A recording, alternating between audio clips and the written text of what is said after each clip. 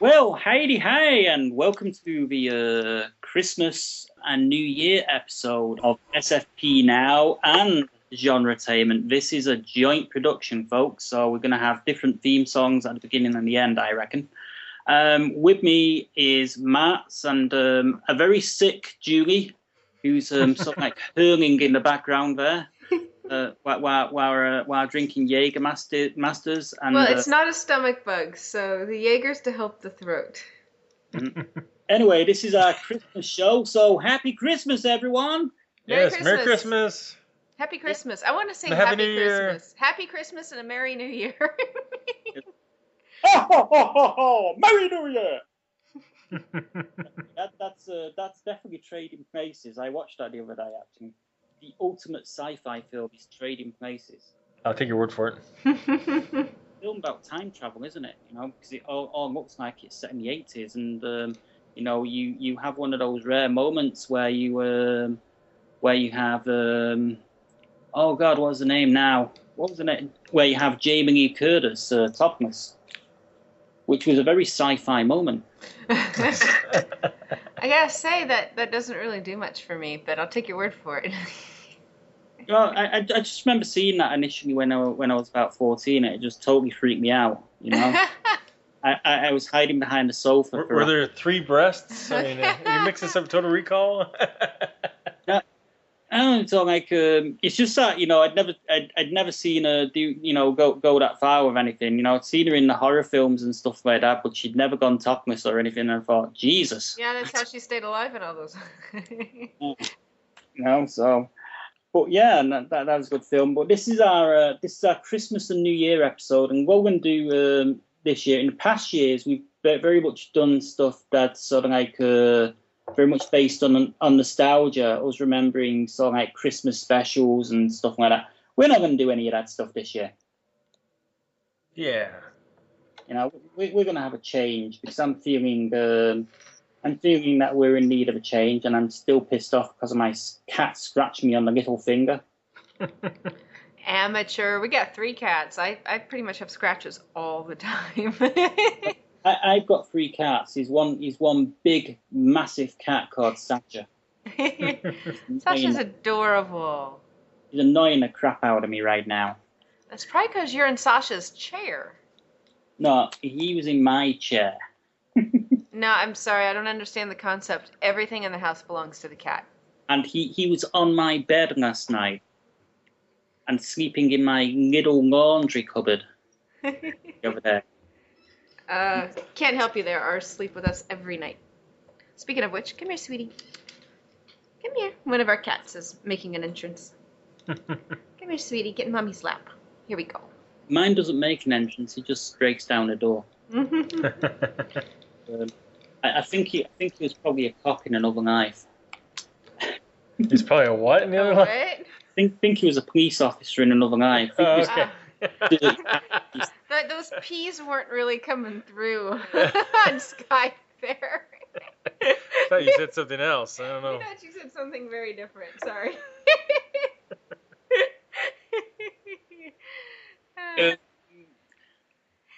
Yeah, you did. You thought I used the C word there, didn't you? I thought you used one of them. Okay, well, I think the best place to start is you know, as soon as we talk about TV and films a lot on this show, as well as video games and comics, we'll start with TV, and we'll start with with what we think has been the best new TV series this year. And for me, the best new TV series this year, I don't know, I am torn because I'm kind of liking this new show with Carl Urban, which is a police show called Almost Human. But I think what's just edging it for me in terms of the new stuff that's come out this year is Sleepy Hollow. Yeah, that was my pick. That's our pick. You can't take it. You get Almost Human. It's just the best thing to come on, the best new show to come out this year. It really is. not to mention, I kind of fancy the lady copy in that show. So I figured you would. She's adorable. she's really cute. She's got a very sort of like cute look about her. And you can enjoy her. I don't mind Ichabod Crane. You know. He's got a very gentlemanly quality about him, and he and I have the same level computer skills. Oh yeah, that one computer scene was pretty much that drilling. Scene with him trying to do. I was trying really hard to just like sink into the couch and not be noticed, and Marx kept looking over at me and laughing, and then whenever Ichabod goes, I've done something catastrophic, Marx goes, oh my God, we have actually had this conversation. So Yeah. I his level of understanding of technology, I totally feel for the guy. Oh, I think for me, I just love the fact that you know Ichabod Crane is out of time, Yeah. and he's having to. I just love that sort of storyline in anything where it's out of time. I just love the effect of the headless horseman as well. Whenever they do that, I think that's just brilliant. But, well, and I love the fact that he's out of time really allows you to do social commentary on things that we see every day. I love whenever he goes, what's that? She's like, it's a Starbucks. And that one's a Starbucks as well? Yes. Is there some sort of law? and just all kinds of stuff, and about McDonald's and sort of, I don't know, all kinds of stuff. But the whole cast is phenomenal. Like, I love Orlando Jones? Yeah, Orlando Jones plays their boss, and I've always really liked him too. And they just have a really strong cast, and the woman playing her sister, I like her a lot too. Yeah, I think John Cho in a couple of the episodes he's done. And he really rocks that. Up until that, I've only ever really seen him in the Harold and Kumar films and Star Trek. I've never really seen him in anything else. And in Sleepy Hollow, you really see that guy can actually act. Yeah, I mean, it really is, I think, one of the strongest casts I've seen in a long time in an ensemble show like that. Yeah. Yeah, and well written. And, thankfully, Ichabod Crane is more interesting than he is in the traditional Sleepy Hollow story. It's Supernatural meets National Treasure. Is that right? Yeah, kind of like that. National Treasure, yeah. That Nicolas Cage films. Yeah, but they're going on, the hunts and because there's so much about clues about the the beginnings of America. So I love all the insights he has about the founding fathers of our country. It's hilarious.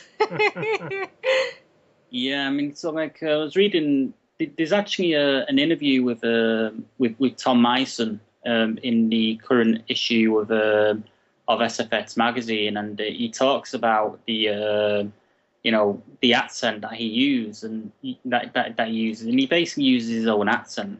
But he says that if he was to put one on, it'd probably sound like a mixture of a Devon accent and a sort of like kind of like a very sort of like pidgin English. He said it'd probably be kind of not legible. Yeah. So. Well, you can't if you get too historically accurate. It's not really usable for modern audiences. One of my highlights of this year was actually being in a conference call with John Noble. Oh yeah, that was a good one. I really enjoyed that. I thought, damn, I'm speaking to John Noble here. This guy's awesome. I really wanted him to have more of a role. Well, he's supposed to come back, right? He's coming back. I hope so. He's coming back, and I think he said he did 3 in the first season, so he's probably going to be in one of the ones that's going to be airing in January, because they're airing 2 episodes in January back to back as the season finale. Sorry. Don't scare the American audiences, Ian, by calling it a season finale or a series finale. And he did say that he's very likely to be back for the second season as well. Good. We're going to see more of the Sin Eater. I could just watch John Noble in probably any role. I mean, he's just great. hmm Yeah, he's really good at quirky characters, and and just and he's actually a really cool guy to if you get on a conference call with him, he's a really cool guy to talk to. He actually remembers people. Oh wow! Someone called in, and he remembered her, and it was sort of like he sort of like he was speaking to him as if he'd sort of like speaking to an old friend. Yeah, he seems like a really cool guy. He's a really nice guy, and so like that was a really great experience for me being in that conference call. It'd be cool if I could get a 1-to-1 interview with the guy. Yes, let's put a bug in their ear. Fingers crossed that happens. Okay, well that's our best new TV series of 2013. Sorry, time traveling there. How about our favorite returning series of 2013? Oh, I can't pick. There's too many. Well, probably Arrow. For me, it's a tie between Supernatural and Arrow. Yeah, because Supernatural has really it started to kind of lose itself there. For one season was pretty rough, and it's come Leviathans, blah. Oh, to ruin Leviathans and Lovecraft like that is just unforgivable. But it's really found its footing again. But Arrow is just really strong. I know that's probably Marx's favorite returning show. Yeah, it's very well written, well acted. Yeah, although I love what they've done with Haven this season, too. That's they've really ratcheted it up. Yeah, the finale was very good. Yeah, and the whole season was really spinning towards that, and I'm more hooked on. Haven gets better every season. Usually, yeah. I thought it started a little slow. Oh, Haven, the pilot was so terrible. I refused to watch it again for a long time after the pilot. But now I love it. I'm hooked on it. Yeah, I've kind of dipped in and out of it. I really need to be able to sort of just watch all of the seasons of Haven back to back in order to really don't start with the very beginning. Start like part like halfway through the first season if you want to get hooked. Because it really, I have to admit, I like that show. I really do. But it had a terrible pilot. And really, the second episode wasn't all that strong. I think it started to get a little better the third. It's pretty much about halfway through season 1. Yeah, it's about halfway through is when it really gets good. Yeah, I've kind of missed quite a bit of it. I mean, I seen figments of season 1 when I moved to this place last year because there's I had somebody else running the website for a little while I was sort of moving in here, and the first week I didn't really touch the website while I was settling in here, and I was watching Haven on the on TiVo and a few other things that I'd never been able to watch, and I kind of liked the series. Gotten to a point where I was liking the characters, but I found that I couldn't really follow it. It wasn't really making any sort of logical sense to me because my TiVo was recording episodes, but it wasn't recording them in the correct order. Oh, well, that would be a little odd. So it just I kind of like the characters, but I just couldn't really get into the story. So I think at some point I just need to just box set the whole lot of them. Yeah, it's. I mean, for me, it's more character driven. You care a lot about the characters and not just the main three. I mean, I really have an affinity for the brothers Vince and Dave. They're hilarious. They're like a old married couple, and this season they had their ME Gloria. I just loved her. I mean, her first scene, I said, "Oh, I hope they keep her." I just like her. They go through the medical examiners pretty quickly on that show. It's sort of like the administrative assistants on Murphy Brown for a long time. And they did keep this one around.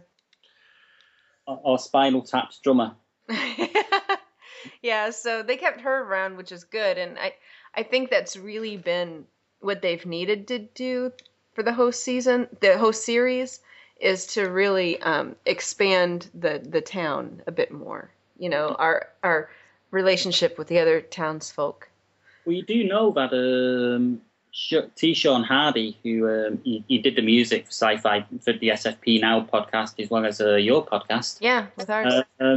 He actually lives very, very close to the area. In fact, he you know, sort of like his wife actually took some really cool photographs of some of the locations that are used, and he actually attended a wedding that several of the cast members were at.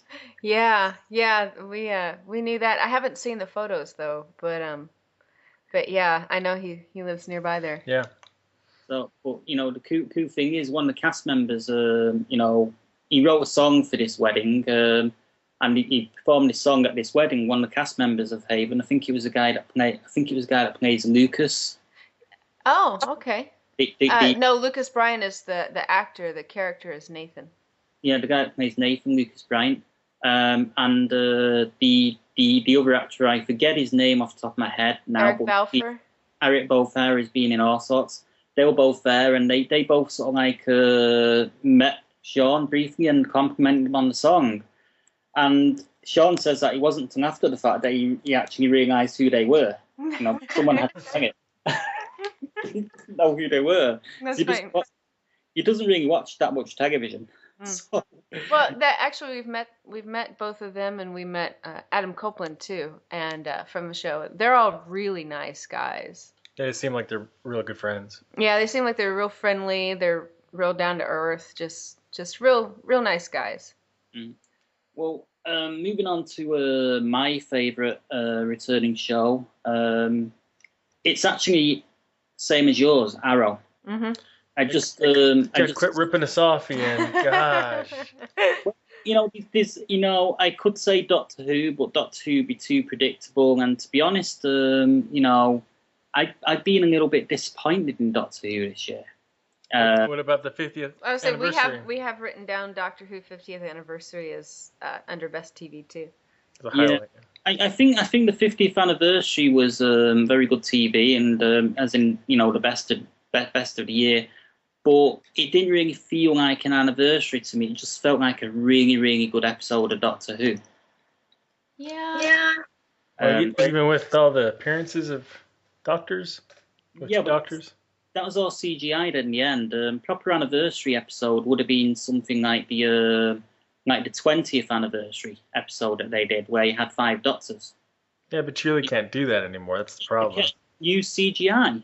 They can use CGI, or they could sort of like have some sort of accident with the TARDIS where it goes all animated, and they could get the actors in to do the voices.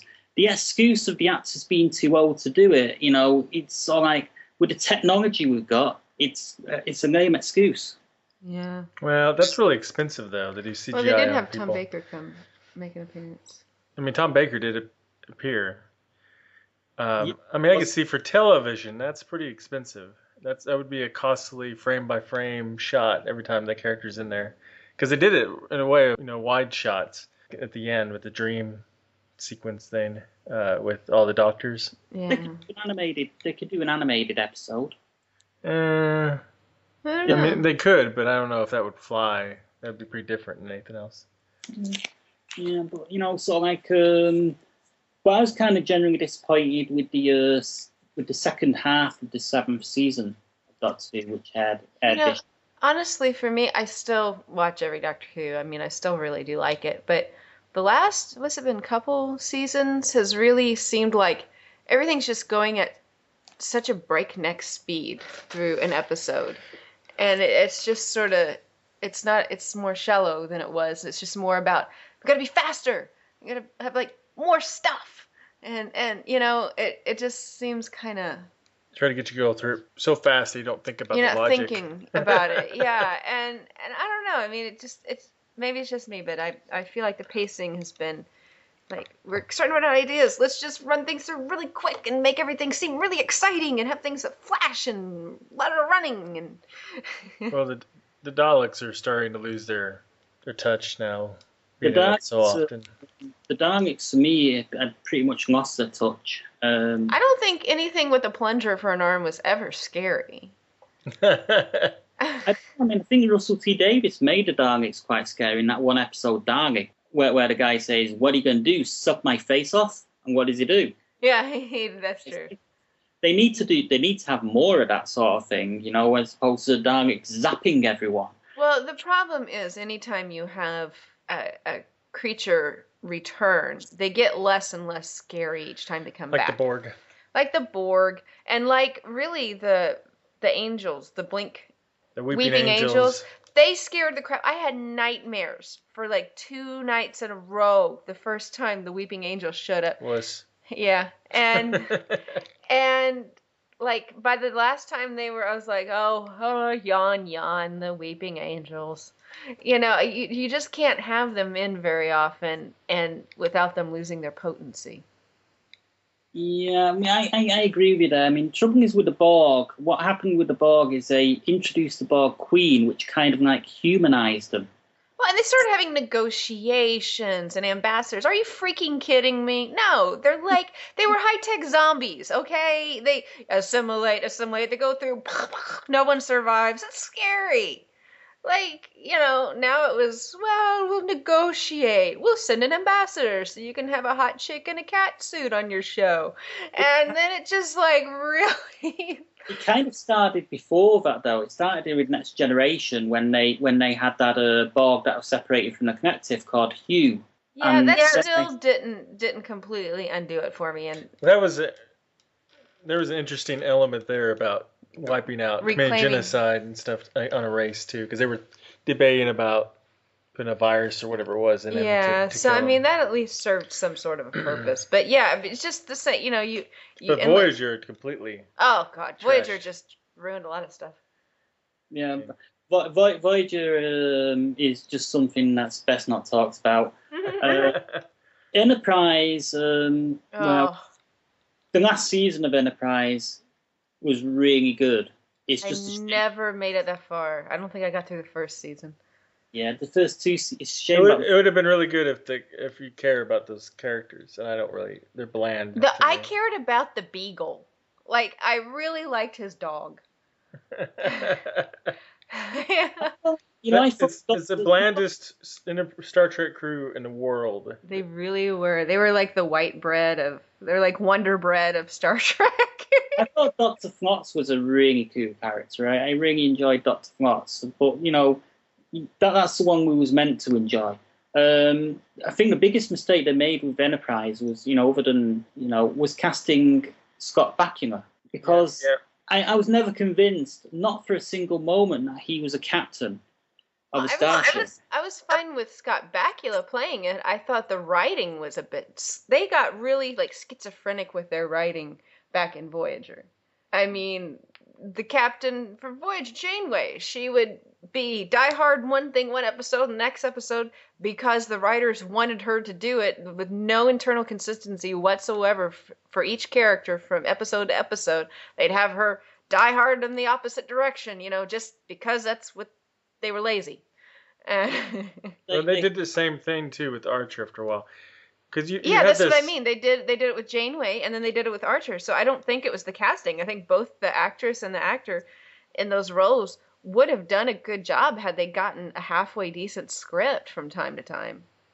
And that dynamic of Janeway wants one thing, 7 to 9 thinks the other way, that carried over into Enterprise with that captain and the other woman in the cat suit. Yeah.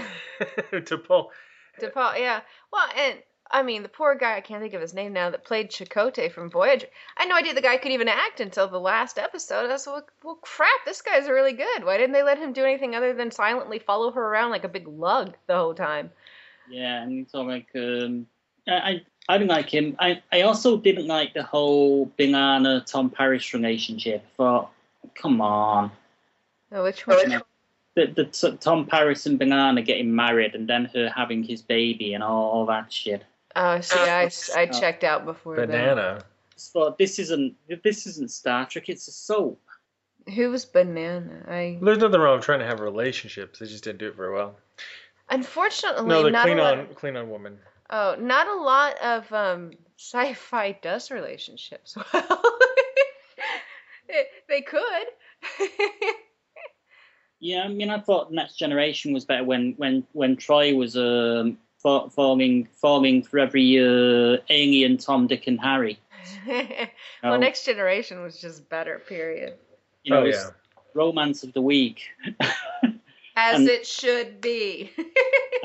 you can, I even like that episode Sub Rosa, which is in the final season, where Dr. Crusher sort of like falls in love with a ghost on planet, and thought that was pretty cool. But there was a real big mistake in that. For when Picard's talking to one of the villagers, as it were, he goes, "You're Scotch, aren't you?" And the thing is, Patrick Stewart should have corrected the writers on that, because you don't refer to someone from Scotland as Scotch. Scotch is a drink. Yeah, they're Scot. Yeah, they're Scottish. Mm-hmm. You don't refer to them as Scotch. I mean, I just thought, that really bugged me that Patrick Stewart never took the time to correct the writers. Future slang. I don't even remember that line, but yeah, even to us that doesn't sound right. Well, we kind of been sidetracked. Yeah, sorry. Arrow's my pick. Say Doctor Who's follows closely behind, but I've really enjoyed Arrow. I was a bit reticent, during before the series started in its first season, because I thought this is going to be another Smallville. Yeah, that's what we were afraid of too. And it's turned out to be the best, the best thing that CW's actually produced. I think Marx and I think it's the strongest superhero TV live show. Live-action superhero TV show. Ever. Yep, I'd actually agree with you there. Sort of like, because we not really had that many live action superhero shows other than Batman. We had that Flash in the early 90s, which was okay. It was fun, but it wasn't that strong. Oh no, sorry. I think the live action Tick, I think, still has my number one spot. And there are other ones like the Cape. Oh, the Cape was good, but yeah, Arrow's better.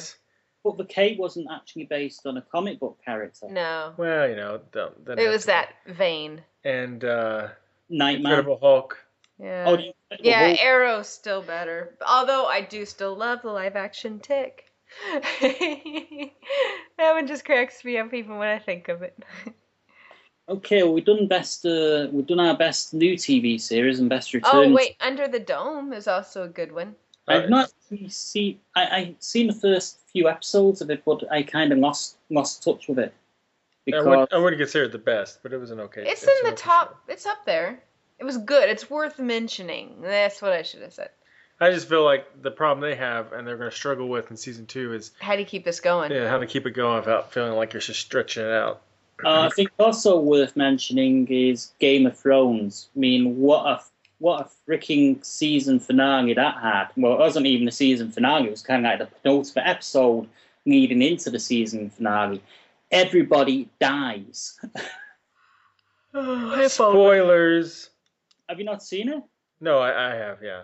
Julie has. Julie doesn't like the show. I hate that show. I'm not going to watch it. She doesn't like the show. I like the show. I absolutely hate that show. But she hates the show. So, no, I know everybody dies. Doesn't everybody die? People always die. So I know. That's not enough. If they killed everybody, then they could just end the show. Walking Dead hasn't been too bad.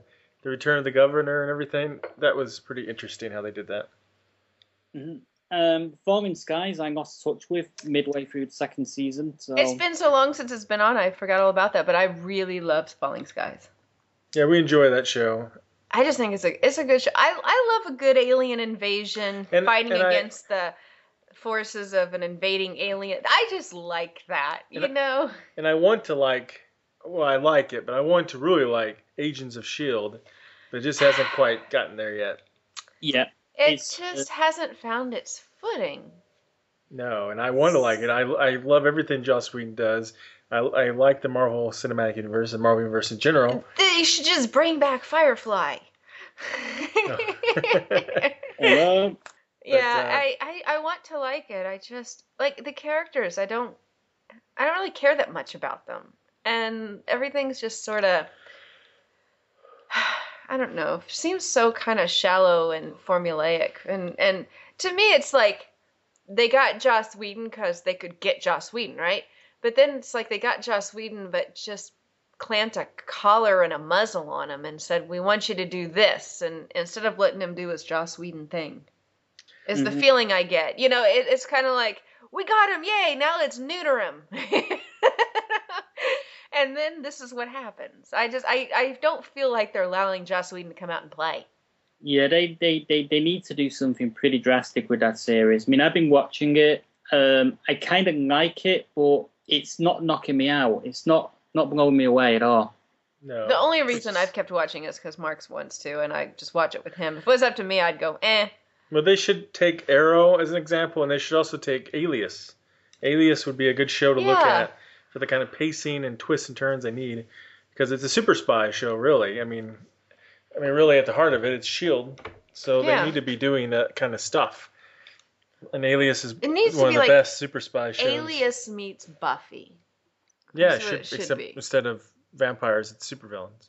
Yeah, I mean, so like they've had a few pretty good episodes. I mean, I quite like the episode where they where they went after he wasn't Thor's hammer, it was some other relic from the Berserker. Berserker staff or stick or something. Well, I thought that was a pretty damn good episode, and it's probably the best one they've done.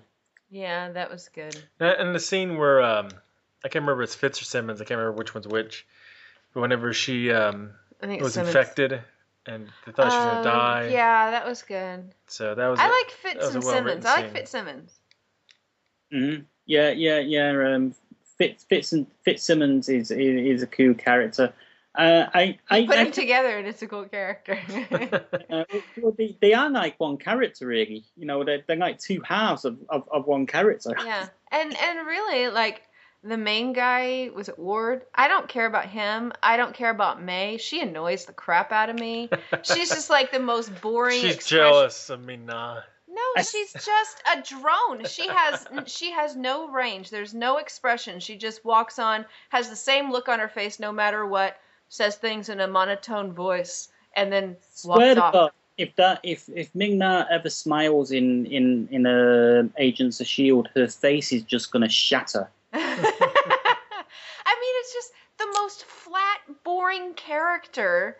Like, and then that's the character. The actors can act quite well. I'll take your word for it. And then the lead, I get it. She's very pretty. I understand that's probably jealous. Why. No, that's fine. That's why most women get cast, just like most guys. You think they would have cast the guy who played Ward if he didn't have a six-pack? Come on, it's fair. It's both sides. But the problem is you have the lead guy who's kind of boring, and then you have her who's kind of boring. And they're a big part of it. And so it's kind of like... And then you have a good comedic duo in Fitzsimmons, but the only thing to balance them out is really flat and boring and not interesting at all. So it just isn't a good balance. It's, I mean, they're kind of boring, whereas, to cite an example, in Star Trek Next Generation, you had Worf, who was very straight and very by the book sort of thing. And very much the comedic figure, and he was sort of like the straight man. Whereas, unfortunately, in Arrow, those two characters are so boring that they don't even make good straight. Oh, you mean in S.H.I.E.L.D., yeah. Straight. Don't even make good straight characters to. No. Yeah. So. It's just Worf had some depth to him. And these two are they're just boring. Like, I watch it and I go, if this mission went sideways and they both, like, blew up, I would not care. I always see Melinda May versus Black Widow. I think they should just jettison Melinda May and just bring in Black Widow. Oh, yeah. I don't think they can afford Scarlett Johansson. They could just sort of like rip off her scenes from the two films and mess around with the dialogue and take dialogue, splice it together from all of Johansson's other films and do it that way. It would still be an improvement. It would. But moving on to we've had best series of 2013. let's move on to best, most anticipated series of 2014, as in, what's coming up.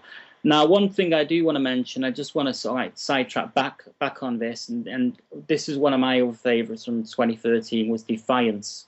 Yes, Yeah. I really like Defiance. It has it started out not quite as strong, but you really care about the characters.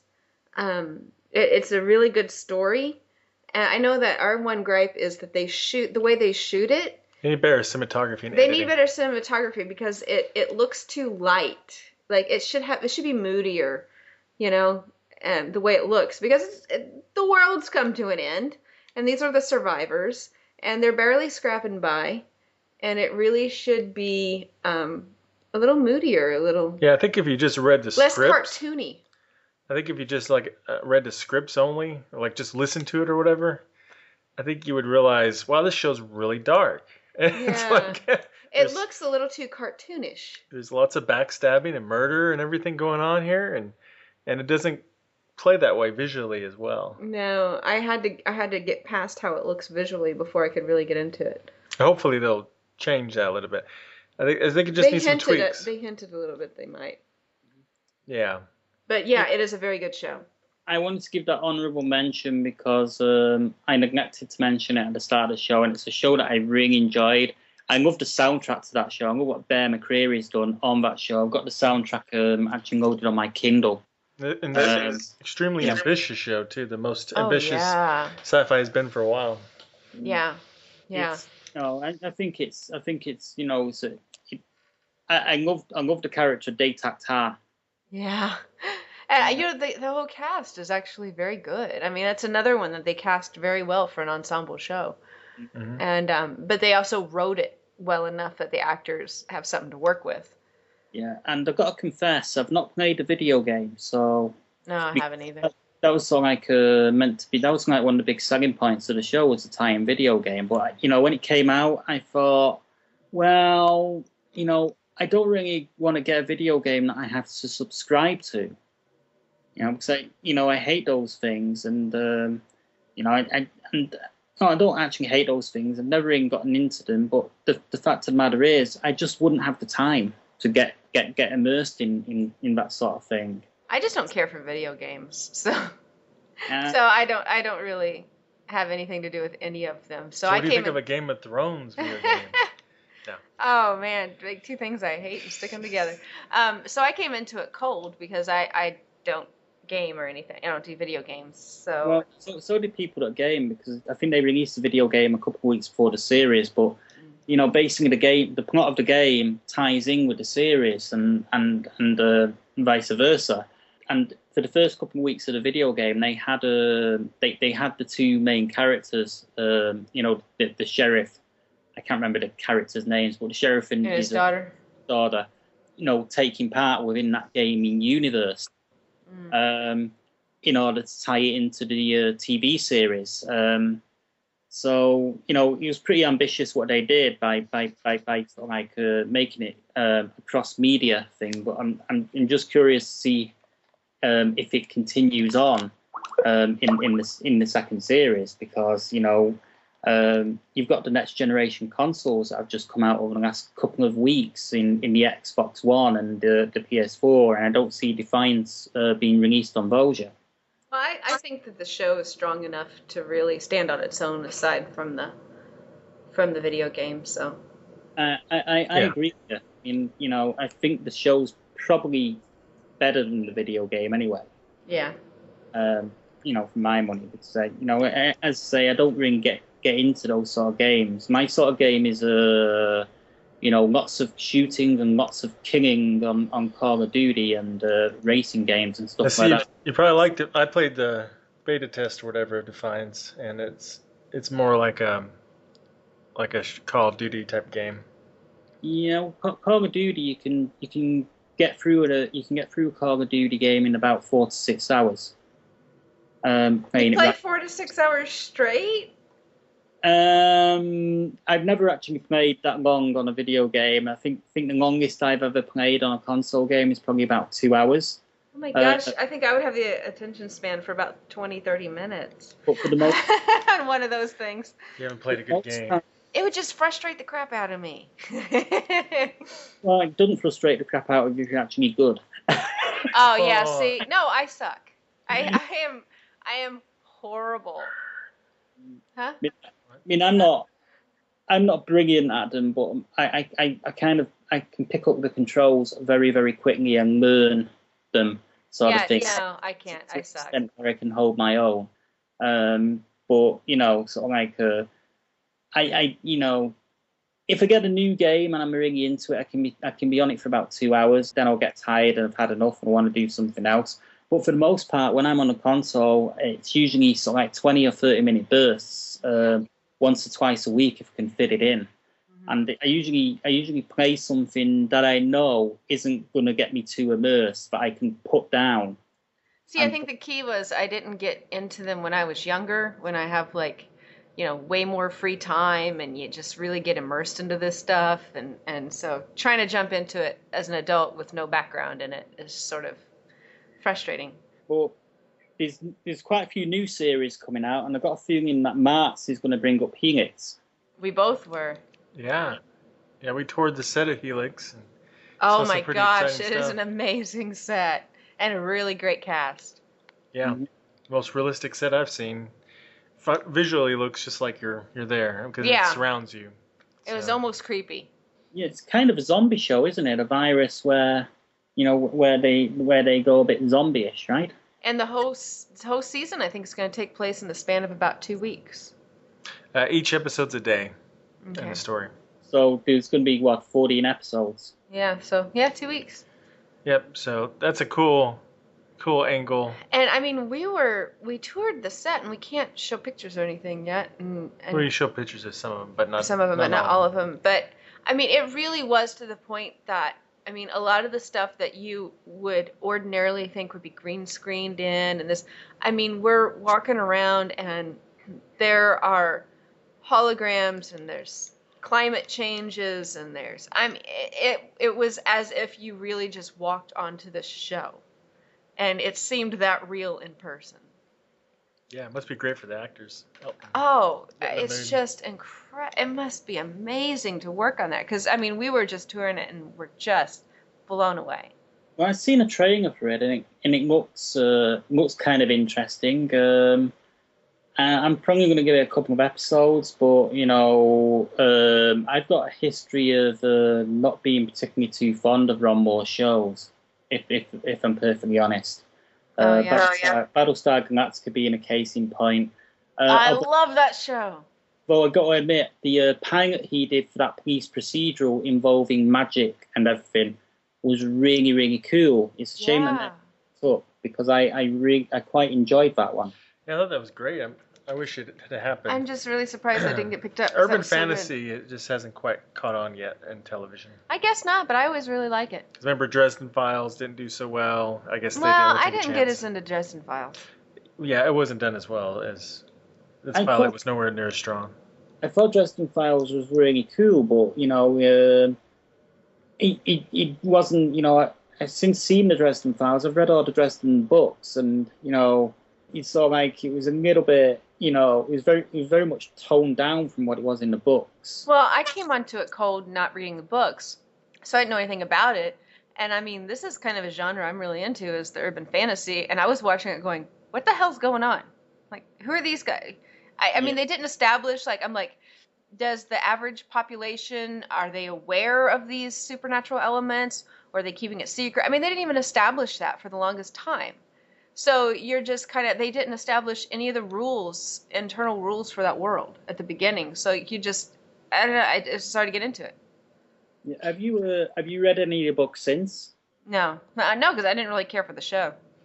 Well, if you read the books, you'll probably be blown away because they're way better than the show. Okay. And another thing is, one thing they got wrong with Dresden Files was the casting of Harry Dresden. I mean, the guy was good. I like that actor. Yeah, the actor's good, but he was miscast as Harry Dresden. He wasn't really the right type of actor for the role. Oh, okay. So like, I don't know. I like that actor quite a bit in the role. And isn't he in He's Arrow? in Arrow. he's in Arrow. He was in 24. He's a damn good actor, but I just think He was in The River. Oh yeah, I liked that show. Yeah, I think he was miscast as Harry Dresden. Oh. No bad reflection on the actor. I don't think they casted it right. Yeah. You went somebody with the shirtless, didn't you? Yeah. No, you're thinking of me now, honey. Yeah, moving on. That says everything right there. No. And so like, if you was in the same room with me right now, I'd throw this cat at you. There's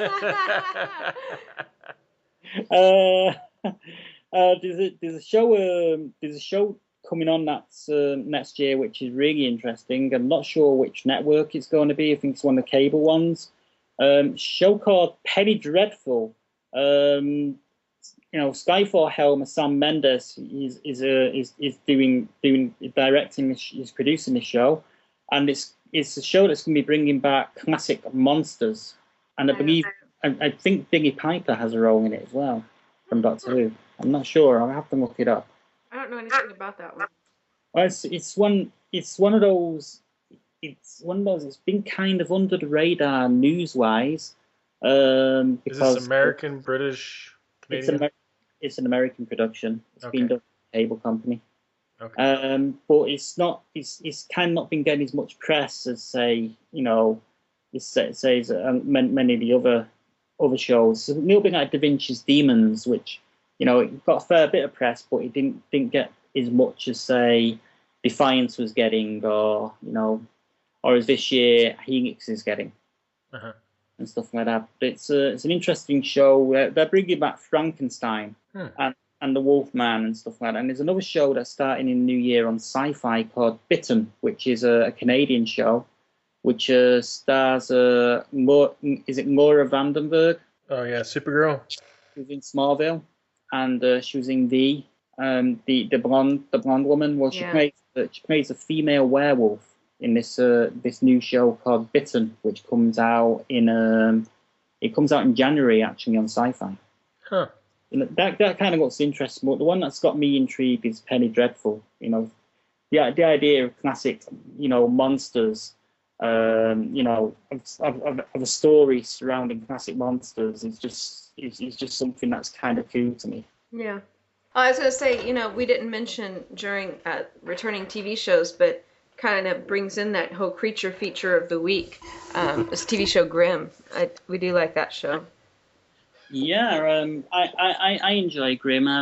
I've deliberately not watched any of the new series. I'm waiting for it to come back on UK television. Oh yeah, but I like the monster. That was a show that started slow too, and it really got a lot better. I wasn't as into. Which gives me hope for S.H.I.E.L.D. S.H.I.E.L.D. starting slow. Who knows? Yeah. We'll see. Grimm had started picking up by this point. That S.H.I.E.L.D's at now. Yeah. So, I just get the feeling like they just put too many restrictions on Joss because of the franchise, and it just.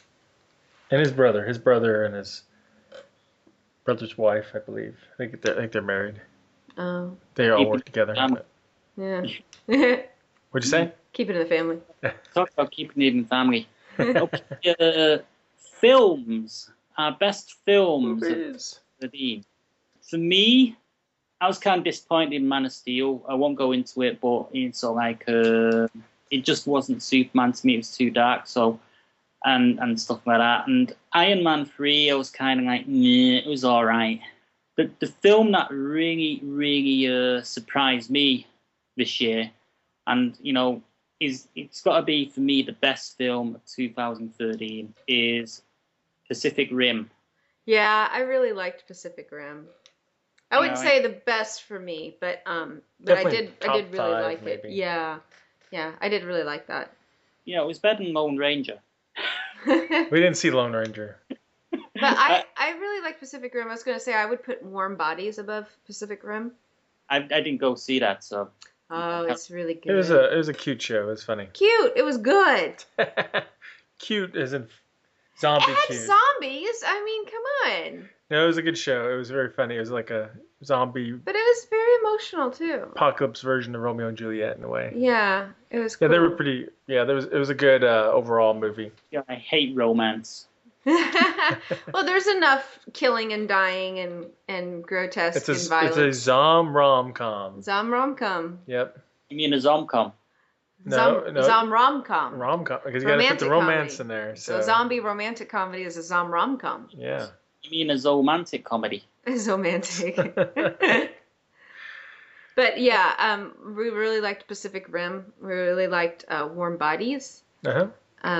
And then we also really liked Thor 2 was pretty good. It was fun. It was better than the first, I think. I think so too. I wanted to go see Thor 2, but I just couldn't make time to go see it. And it's, because I really enjoyed the first Thor movie.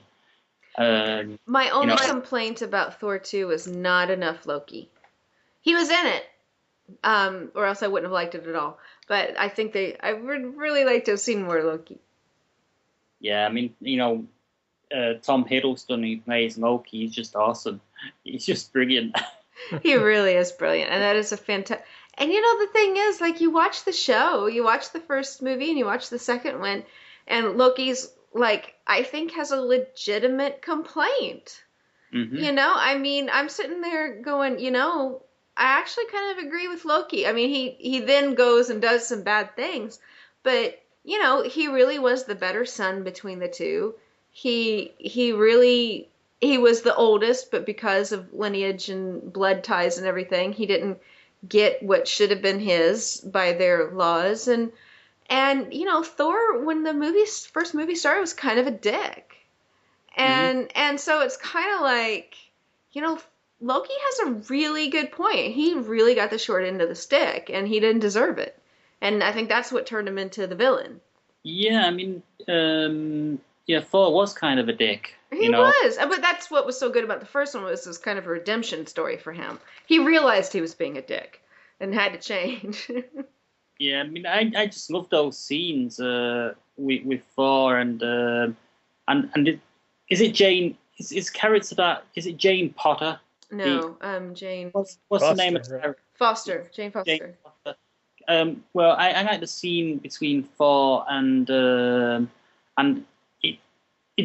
scientist. I'm not sure if that's her father, or if he's just sort of like a scientist who's kind of like a father figure to her. But I like the scene where Thor and him go into the bar, and Thor winds up, carrying the guy to the caravan. Yeah. Absolutely. There's some really good scenes of that guy in Thor 2. Yeah, he wasn't in it as much, but he was really good. And really, I think the weakest link in the whole Thor movies is Jane Foster. I think she's boring. Yeah, so like it's I don't like that actress, to be honest, Natalie Portman. She does, I don't think she's that good. Yeah, I don't know how. I mean, I never really disliked her, but I just think that the character is just, unfortunately, fairly typical. We have a superhero movie. We need him to fall in love with a beautiful woman, so we'll just have her be there. If it was Jennifer Lawrence, it'd been totally different.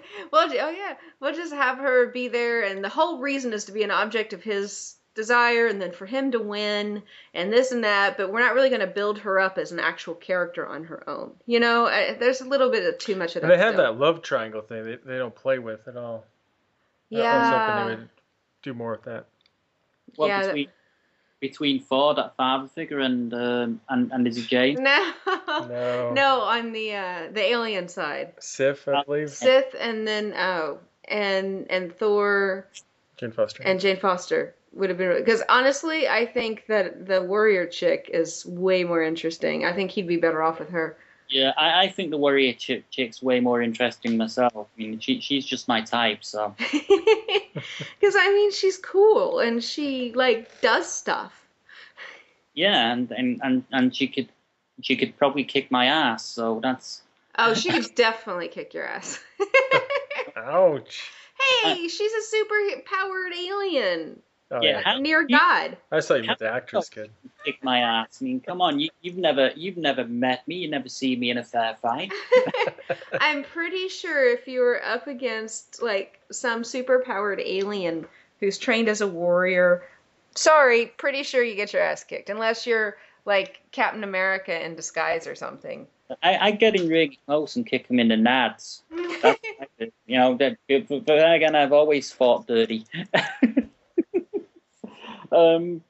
Any other films from 2014 that you guys really liked? Let's see, more from 2014. Well, I mean, we had Star Trek Into Darkness. It was all right. I liked it. It was good. It didn't blow me. It wasn't as good as the first one. It didn't blow me away at all. I mean, I just think that they did themselves a huge disservice by bringing Khan back. Well, I think it was fine, but he wasn't even really the only storyline, and I don't know. It could have been done a little better. It felt to me like they just tried to put too much in one movie. Yeah, quite possibly. Yeah. I still liked it. It was still good, but yeah, it could have been, and it was still more entertaining than a lot of the other Star Trek movies, just because they tend to be a little slow. Yeah, you know, I've always liked the Star Trek Well, I liked the first few Star Trek television shows, and I can just name off just a few of the movies that I even liked. The other ones I either really didn't like, or I've just forgotten them and they've run together because they were just so blah. Yeah, my favorite Star Trek movie is Star Trek II: Wrath of Khan, which is still the best one because of the whole build-up of tension. Yeah. And the you know, these sort of like you know, what's he gonna do next? You know, they did that really well.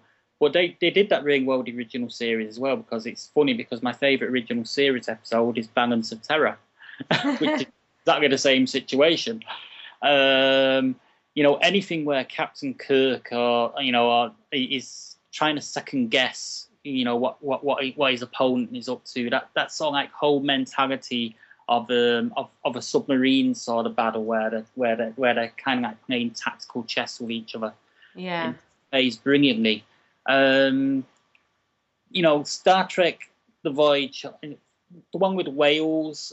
Everyone likes that one. I don't know why. It just seemed like a caper. You know, I just didn't get why everyone loved that. Star Trek V, I walked out after the first 20 minutes. I did. I actually walked out of the theatre after the first 20 minutes. I was bored. Yeah. Well, you know, I'm too cheap to ever do that. I'm like, I know. I spent my money. I'm going to watch it. He makes me sit through the most horrible, boring movies. After Wrath of Khan, I think the next favourite for me would be First Contact. Yeah, I was going to say, those are my two top ones. I mean, I've got them all. Unfortunately, none of the other next generation movies ever met that same standard as First Contact. No, First Contact was really good. You know, even though it kind of like it was the beginning of the declaring of the Borg, but it was actually a damn good film. You know, it was good. You know, with the whole characters, the Zefram Cochrane. You know, even though Zefram Cochrane in the original series was played by a different actor, and you know, had kind of like a different backstory, if you will, but it was still good. You know, but it's just for me, I just think Into Darkness tried to cram too much into the one movie. They tried to do too much. And I think for horror movies for 2013, I think if you like your horror movies more bloody, then I think Evil Dead remake was really good. And if you like your horror movies more just spooky, scary, without as much gore, then I think The Conjuring was a really good I watched that one. That one was good. Yeah. I actually enjoyed the Evil Dead remake. I thought it was pretty good. You know, I quite enjoyed it. And I quite enjoyed some of the nods they had to the original Evil Dead.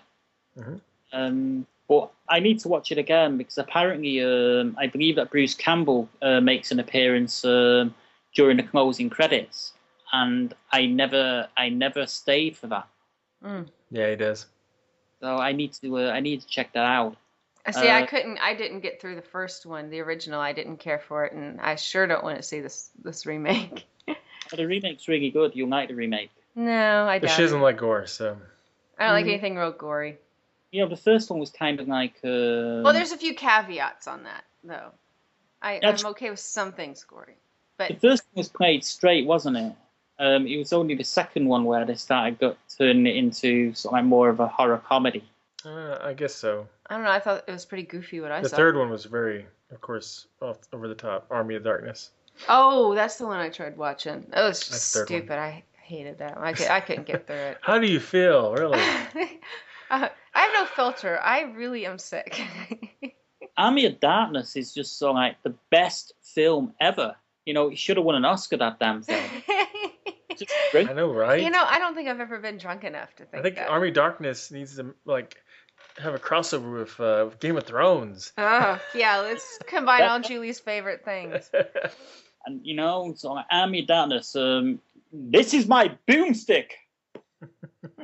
And it's just the way he treats all the women. If that character was real in real life, he'd be dead. Yeah, he would get slapped. He'd get slapped so hard, so many times in a row. He'd just finally collapse. But that's why it's so appealing to us guys, I think, because it's you got this character that's getting away with all this shit. I guess. That's really I think that's what's kind of funny, because we know it's very misogynistic, but it's kind of like it's just funny. I just thought he seemed like he'd been dropped on his head too many times as a child. Oh dear me. Okay, well, moving on to films that we're looking forward to in 2014. There's quite a few, actually. Captain America: Winter Soldier. Oh yeah.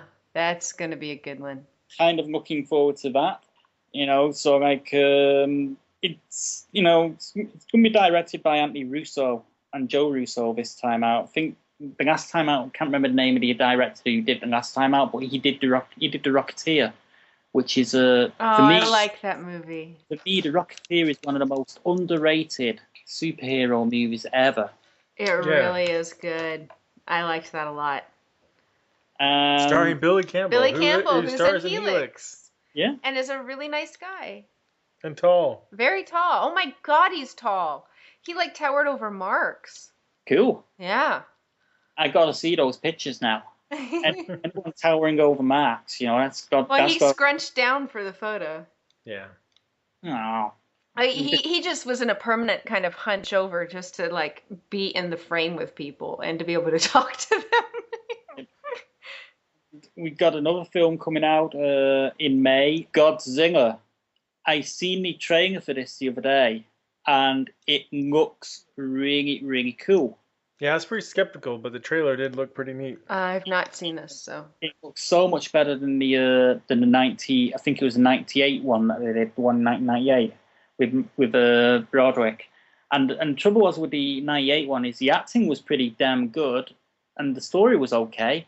It's just that the monster just looked really crap, given the advances in technology that we had in the late 90s. They could have done a much better job of the monster. Yeah. But this new version looks really cool. The trailer was good. So I'm kind of curious to see what's going on there. And so I'm looking at the SFX magazine. It says one of the bad omens is that Gareth Edwards, who's directing it, is actually untested with such colossal budget, and and it's asking if the studio could actually hamper his creativity and such. But it's a movie I'm kind of curious about. I might go and see it. And then we've got X-Men: Days of Future Past. I can't wait for this one. Yeah. That'd be a good one. I think so far my favorite X-Men movie is The First Class. Yeah, I love First Class, and we still haven't seen Wolverine yet. No, we've not seen I seen the Wolverine. It was actually quite good. I was actually pleasantly surprised. It's actually an improvement over the last one. Yeah. But man, if you look at the first X-Men movie and then watch Wolverine, oh man, it's starting to look old. Mm-hmm. I don't know how much longer he's going to be playing Wolverine, but apparently they want to sign him up for a couple more movies. So, I don't care how old he starts looking. I'll watch Hugh Jackman as Wolverine. He is so cool. Yeah. He is. He just embodies that character. He's so good at it. Mm-hmm. You hear about how they're going to expand Spider-Man too. They're going to try to make 2 spin-offs. Yep. But the Wolverine. Getting back to the Wolverine thing, one of my favorite parts from X-Men First Class is when they Wolverine and he goes, "Fuck off." They like walk up to him. They don't even say anything. He just says, "Go fuck yourselves." And they look at each other and then kind of like, "All right then," and then just turn around and walk off. That is the greatest cameo ever on a movie. I swear. I love that. But I just love that. I just thought X-Men First Class was, I agree with it. It's definitely the best. I thought Michael Fassbender as Magneto in his pre-Magneto days was just fantastic. But I just think that the characters in X-Men X-Men First Class they were written and given so much more depth than the characters in the original trilogy of films. Yeah, they really were. All of them were. That's what I liked about it, and the action as well was really good. Another film we've got coming out is Sin City: A Dame to Die For. Is that really coming out now? Sure. It's actually, these are UK dates that I'm reading out here. It's actually scheduled for the 29th of April. Okay. A long overdue sequel to Robert Rodriguez's visually stunning, hard-boiled crime thriller adapts another series of short stories from Frank Miller's neo-noir universe. And we actually reported a story at SciFi Pulse a couple of weeks back. They're actually playing with the idea of doing a Sin City TV series. Yeah. Yeah, and The Mist TV series. I actually liked the movie Sin City. I did like that. So I'm excited. I'm gonna want to see this one. I'm not even gonna. I'll mention this movie very quickly, and we'll move on very fast. Transformers: Age of Extinction. You lost me at Transformers. Well, moving on. We got Magnificent, which is the Walt Disney classic Sleeping Beauty. It's retold from the perspective of Angelina Jolie's Mistress of All Evil, and then it's been done as a Gothic style fairy tale fantasy. So that might be interesting. That kind of looks interesting. As far as animated sequels go, we have How to Train Your Dragon 2. Mm-hmm. It kind of helps if you've seen the first one. I haven't. We haven't either, so. One I'm really looking forward to. This, for me, is probably the one, it's probably up there with Captain America for me. Dawn of the Planet of the Apes. I thought Rise of the Planet of the Apes was an absolute brilliant movie. That was so gut-wrenching and heart-wrenching and so good.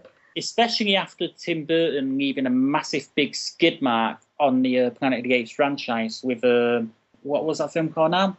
It was Planet of the Something. It just sort of like, headed up by Mark, I'm so boring, I want to die Wahlberg. I think they just called that Planet of the Apes. Yeah, Being sarcastic. That was a terrible, terrible one. Planet of the Goofy Monkeys. It was just, that was a bad one. The only good idea from that film was where they were actually moving like apes. I thought that was really cool from a style point of view, but the story was just shit. It was. And anything with Mark Wahlberg in, I just can't watch. Well, I don't have a thing against him. It just was a bad movie. But Rise of the Planet of the Apes was very good. I mean, I had a hard time getting through the very beginning with just the cruelty that they were doing to these animals. I just looked at Marx and I said, I'm not sure I can sit through this. I mean, it's a good movie, but it was just really hard to sit through at the beginning. And Andy Serkis as Caesar was just brilliant. Yo, yeah. Oh, that was incredible. It was just mesmerizing to watch. Oh, that was an Oscar-winning performance right there. And he was never even nominated. And, for me, he should have been nominated for an Oscar for that performance. Yeah, see, but they're not going to consider that kind of acting with that much CGI the same, but they should, because they're doing the same stuff. They're doing the same thing. He's doing the same thing that any other actor's doing for their role, only, way more even physical, and I think it's even more intense. I mean, I really think that it needs to have They need to have more credit for doing what they do, because that was just an amazing performance. I've seen Serkis in a few things where he's out of makeup. He did a biopic film about oh god, I can't remember about a rock, a pop singer. Well, it wasn't a pop singer really. He was kind of like more sort of like more towards rock and punk. Ian Jury, who had polio, and he did this biopic about Ian Dury, and he was absolutely fantastic. Of Ian Dury. It was actually a really interesting film, and Ian Dury, by the way, was a kind of he was a bit of a bastard, to be honest. and they didn't shy away from playing that either. Yeah. Obviously, the public perception of him from point of view of what we've seen. Yeah, we've seen a bit of a bad boy with the sort of like with the song that he came out. Hit me with your rhythm stick, hit me, and all that. And later on in life, he was doing charity work and stuff like that, for to support polio. But they didn't really cover his later life. They covered his early life as he was sort of like coming to fame and stuff like that. But he was a complete bastard. A famous person who has a different side to him in the public. I'm shocked. And Serkis was actually really really cool in that. We've got two versions of Hercules coming out next year as well. Because we need two. I was gonna say two. Yeah, one's with Dwayne "The Rock" Johnson, and it's based on a comic book adaptation of Hercules. That was done by Radical Comics, and Dwayne Johnson's in that. That's actually been in various stages of productions for quite a long time. I'm surprised it's actually got made, and it's due out 8th of August. I like The Rock. Yeah, well, I should imagine he'd be pretty good in this. Mm-hmm. And there's another version. I can't remember the name of the actor who's in this other version, but this other version plays it more as Hercules is kind of like Gladiator sort of thing. It's a bit of a romance sort of thing going in it. Oh wait, I think I saw something about that one. That does look good. Yeah, it looks all right, but it just doesn't look like Hercules to me. No, but it's funny because when I first saw a commercial for it, it didn't occur to me it was Hercules. I just thought it looked like a cool gladiator film. It looks like it could fall into the Clash of the Titans remake category if you're not careful. Oh, there is no Clash of the Titans but the original Clash of the Titans. Yeah, I mean, I've seen the remakes. I've seen the remake Clash of the Titans and Wrath of the Titans, and neither of them can hold a stick to that original. No, the original is a classic. I mean, you just if you think you're going to improve on that, just pack it up and go home. You're not going to improve on that. And 17th of October next year, we have Teenage Mutant Ninja Turtles. Oh my God! Seriously? Yeah, it's a remake. It's Michael Bay, so Oh. Okay, it has Michael Bay. Of course, it's not going to be good. Another one we have next year. Another one from Marvel staple of films, Guardians of the Galaxy. I am curious about this. Yeah, I'm really curious how that's gonna do. If we're gonna like it or not. Same here, because it's not one of Marvel's most prominent franchises. No. But it's kind of like they're selling it more as a space opera. And knowing that, you got the cast. You got Zoe Saldana in it. I believe Karen Gillan's in it from Doctor Who. And quite a few other people as well. She shaved her head. That's right. Yeah, she did shave her head for that. So that's going to be that's that beautiful red hair. And you got to keep in mind, Iron Man, except for comic book fans, wasn't that well known either. Right, that's true. Out. I think Iron Man was a little bit more prominent than Guardians of the Galaxy. A little bit. Yeah, but he was. Still wasn't like he is now. Now everybody's like, I love Iron Man, and 10 years ago they didn't know who he was. Then we got Paranormal Activity 5. Meh. Really? Stop. You're getting into the fives, The Hunger Games Mockingjay Part 1. We've not seen the most recent Hunger Games, but we liked the first one, so I'm assuming... I was surprised. I was expecting it to be bad, like Twilight or something. Yeah, but it was really good. So we haven't seen Catching Fire yet, but I'm sure we're going to love it. I'm waiting for that one to come out on DVD. We just run out of movie watching time, I swear. I enjoyed it, but I enjoyed the first one, but it's sort of like I kind of pick and choose my battles, and I tend to go for the big event movies at cinema, and anything else I'll just go to DVD. We've got the final Hobbit film coming next year, There and Back Again. I'm not watching any. I loved Lord of the Rings, but when they made the Hobbit movies, they were horrible. They had the animals that they used. They had like dozens of horses and goats and everything got horrifically mangled and injured and died terribly. And the farm where they were housing them, because they have billions and billions of dollars to spend on this movie, but they refused to take even proper care of the animals, and they just like slaughtered dozens of them needlessly while making it. And so I just refused to see any of them. Mm-hmm. Well, I didn't actually know that. Yeah, it's horrible to read about what they did to these killing animals. his enjoyment of the movie. And the Humane Society even came out and said, we can't not endorse them because the animals were killed and were tortured, killed, as far as I'm concerned, off-site of the actual filming. So there, the Humane Society wasn't happy about having to say, yes, no animals were harmed when, dozens of them really were. So I refused to watch it, which I was so upset because I was really looking forward to it for like years, and they just killed it for me.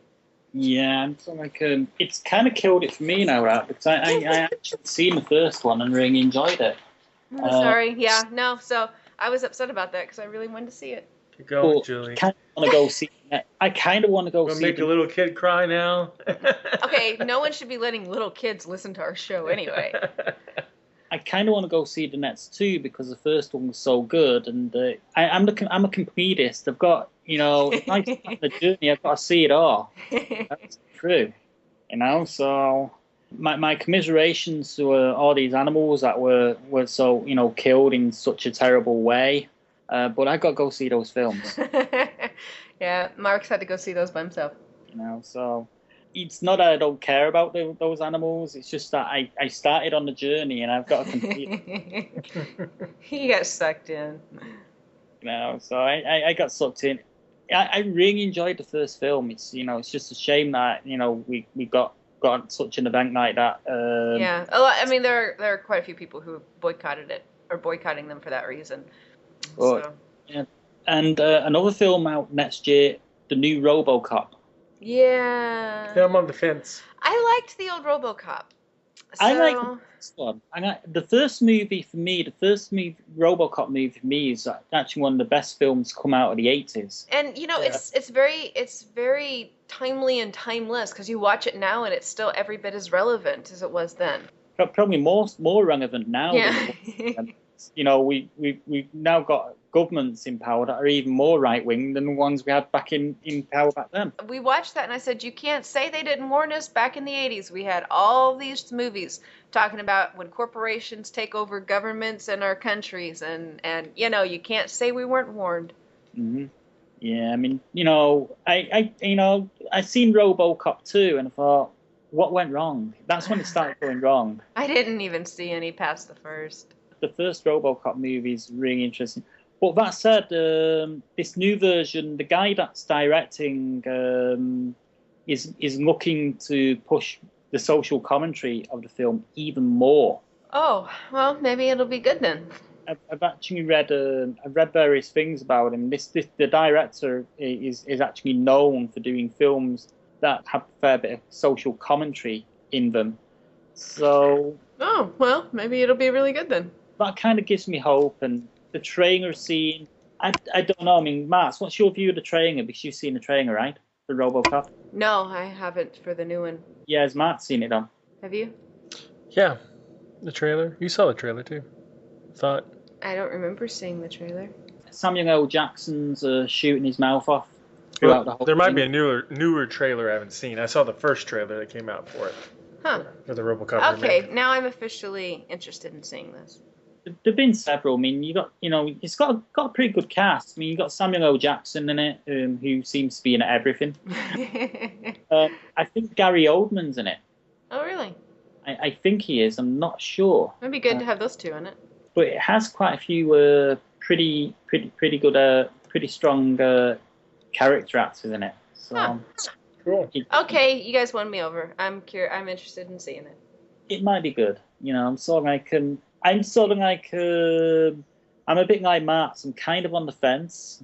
But I was. Now you guys talk me into it. I'm kind of still on the fence, but there's enough going on in it that's got me curious. You know what I mean? Yeah. So, the fact that you've got certain actors that are involved and stuff like that, it's kind of got me curious. But that's sort of like that's kind of like one of the big remakes coming out next year. I'm going to try and go in with an open mind. I mean, I've not seen the original RoboCop film in ages. Yeah, we watched it not too long ago. So the fact that I've not seen it in a long time is probably helpful to me keeping an open mind. Whereas if I was to go back and revisit the film, I'd probably think, oh no, they're making another RoboCop movie. No. Remakes. I hate remakes. To be honest, I kind What if we told you Ron Moore was making this RoboCop? How would you feel then? I'd boycott it. Okay, you should at least wait till someone dies before you boycott. Yeah, and sort of like he'd probably give RoboCop a robotic penis. You say that like it's a bad thing. Yeah. Cyborgs can't have penises, that we're saying? Well, have you seen Almost... I would think it should be mandatory. Have you seen Almost Human yet? It's really funny. There's a shower scene in Almost Human where, the cop played by Carl Urban, he goes in, he walks in on his android partner, who's in the showers with all these other androids, and they're all completely nude, and they all look like Ken dolls, as in there's no genitalia there. It's really freaky. That would be kind of freaky. I seen it and I thought, oh my god, that is so freaky. Well, that's just cruel. I mean, they made this guy. He's got like consciousness and free will, and he's got no dick. No genitalia of any kind. That's just cruel. No wonder he went crazy. Well, yeah. But that is a. Hope it'll be an upgrade. Yeah. There was nothing there. There's an app for that. There's an app for that. So they should give RoboCop the rabbit upgrade. No. Wait, rabbit as in size, or as in how often they want to, or as in how quick it goes? You don't get the significance of the rabbit. Oh yeah. No, I wasn't thinking that.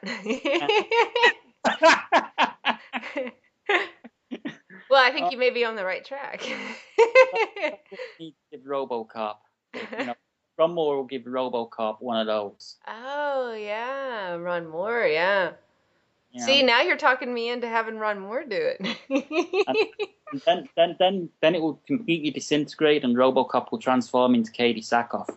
Hey, RoboCop should be so lucky as to be Katie Sackhoff. She rocks. Well, sort of like arguably, she sort of like she was the reason that Starbuck got lost in castration. Oh no, I didn't like what they did with Starbuck character at the end of that, but I mean that wasn't Katie Sackhoff's fault. She didn't write it. I mean, I think they should have really they kind of took away from it when they killed her off and brought her back again. Yeah, that was the beginning of the end. Yeah.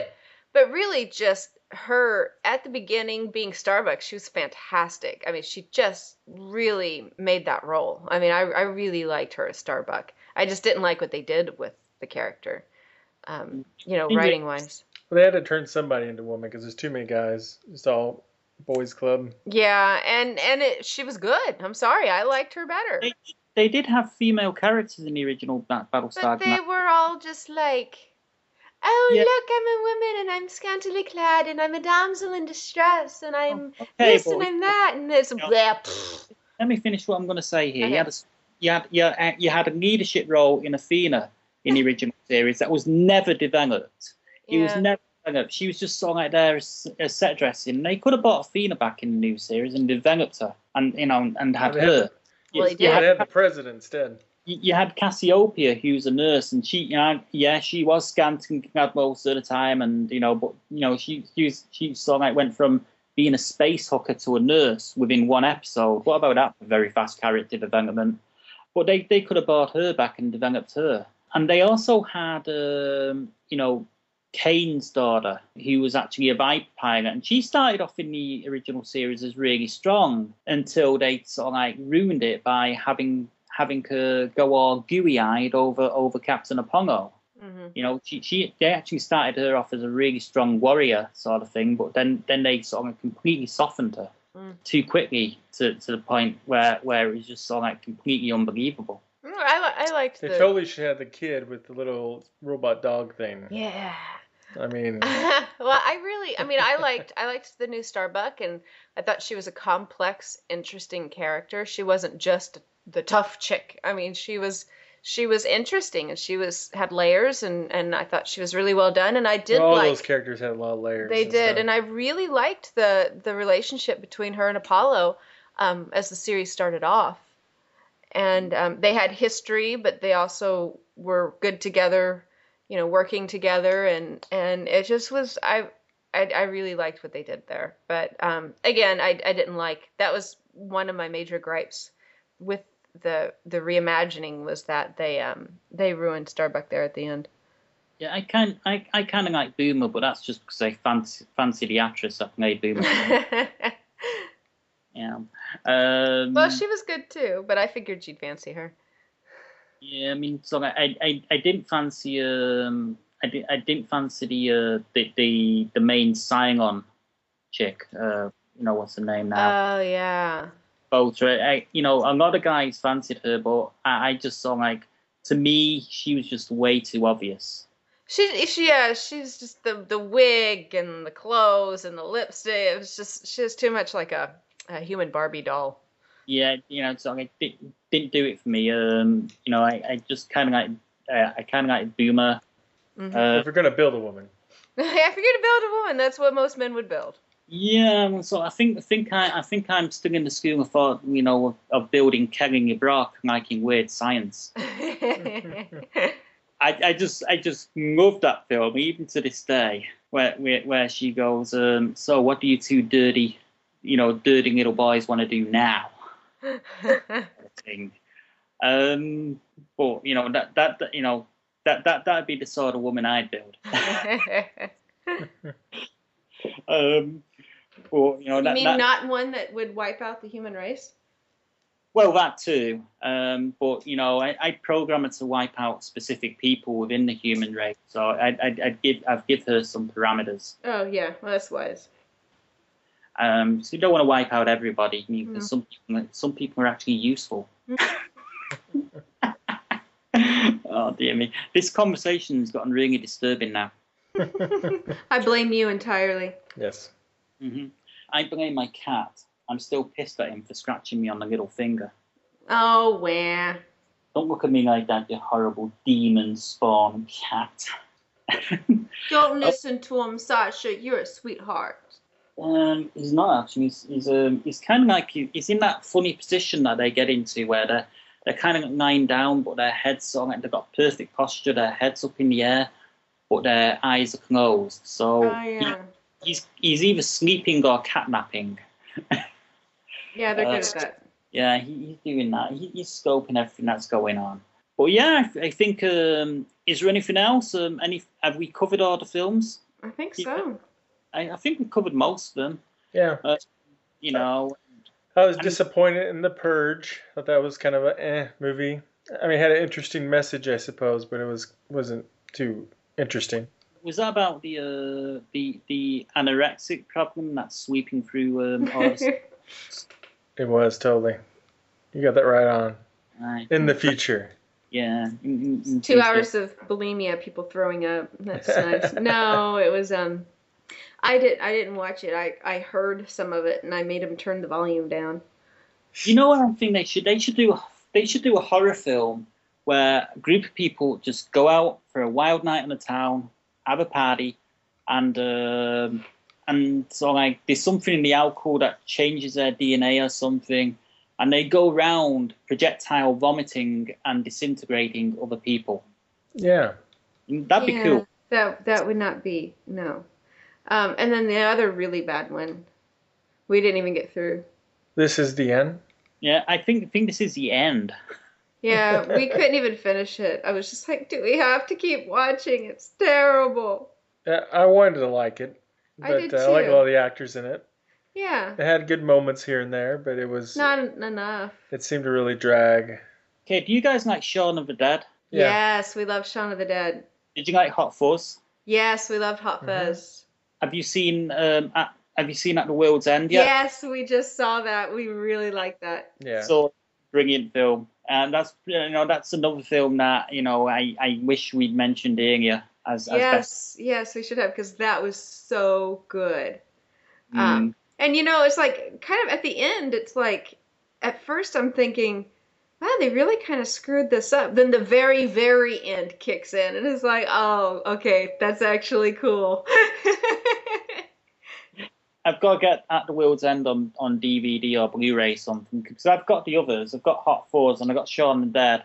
Hot Fuzz was just, we loved Shaun of the Dead, and then we went and saw Hot Fuzz, and it was just so brilliantly done. It was just, oh man, we laughed so hard. But it was so good. Yeah, so like, and Timothy Dalton as a villain. Yeah. Well, yeah, sort of like basing their trilogy of films. So I'm gonna get At the World's End on DVD, and my plan is over New Year is to watch them all together. I'm gonna watch Shaun of the Dead first, Hot Fuzz, and then At the World's End, because they're part of the same movie trilogy. Mm-hmm. And I'm gonna watch them all together to just see if they kind of like link up and make sense, which they don't. No, they really, really don't, because they're like playing different characters and. But it's cool. I just really enjoyed that film, and I should have went to the theater to see it. Yeah, we didn't go to the theater to see. Well, the only one we went to the theater to see was Hot Fuzz. Mm-hmm. Yeah, I should have gone to the theater to see it because it was that good. Yeah, yeah, it was. Now we know. Anytime they come out with a movie, go see theirs in the theater. Yeah, but it's the guy that directed and wrote that is working on Ant-Man. So. Oh, cool. Really? Yes, well, I did not have high hopes for Ant-Man until just now. So now I do. It's same director and same writer. I don't think he's written the script for Ant-Man, but he's directing it. So. Okay. Cool. Well, that'll be good. So, and don't think that's out to 2016 or something, but I think we've actually covered everything. I think we have. So. We ended with the end. At the end and at the world's end. Yeah, we're ending the episode quite happily with At the World's End. With the end. Yes, we're at the end, and we're all going to get very, very drunk now, and go on a pub crawl. I still haven't finished my shot of Jaeger yet. Well, I've got several bottles of whiskey on the go, so. Oh. Well, I've got bourbon, but bourbon turned on me a few years ago. I haven't really wanted to drink them since. Well, I don't drink bourbon. I drink the proper stuff. I drink scotch. I know, the proper stuff is bourbon. No, bourbon's just a poor imitation of the real stuff. Oh, you've not had real bourbon. I've had enough of it. You've probably had bad ones. Not all American whiskey is bourbon. Mm-hmm. Okay, well, that's the end of the show. We like to wish you all a happy Christmas and or a Merry Christmas. Merry Christmas. Or a Merry Christmas. Happy New Year. Or a Merry New Year. and merry New Year. With much merriment and whatever. Go forth, get drunk, conquer. Yay! Merry Christmas! Happy New Year! Happy Christmas! Merry New Year! Merry Hanukkah! Hanukkah's over. Happy Kwanzaa.